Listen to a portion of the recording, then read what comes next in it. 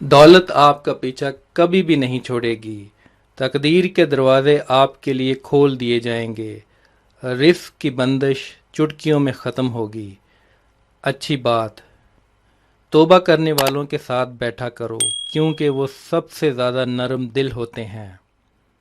ناظرین، آج میں آپ کی خدمت میں ایک ایسا وظیفہ لے کر حاضر ہوا ہوں جس کی برکت سے اور اللہ کے حکم سے دولت آپ کا پیچھا آخری سانس تک نہیں چھوڑے گی۔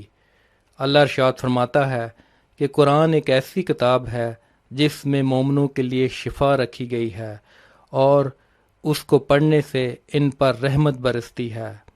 جو ظالم ہیں وہ کھلی گمراہی میں ہیں۔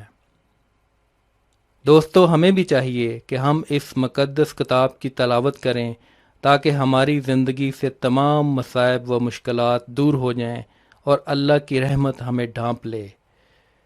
آپ بھی آج کے اس وظیفے پر عمل کریں اور اللہ کی مقدس کتاب کے معجزات دیکھیں۔ عمل اور ضروری ہدایات۔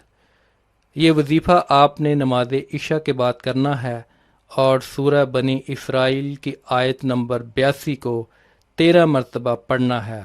2 مرتبہ درود پاک پڑھنا ہے۔ آخر میں اللہ پاک سے دعا مانگنی ہے۔ اس عمل کو 41 روز تک کرنا ہے۔ انشاءاللہ دولت آپ کا پیچھا کبھی بھی نہیں چھوڑے گی۔ تقدیر کے دروازے آپ کے لیے کھول دیے جائیں گے۔ رزق و دولت کی تمام بندشیں چٹکیوں میں ختم ہو جائیں گی۔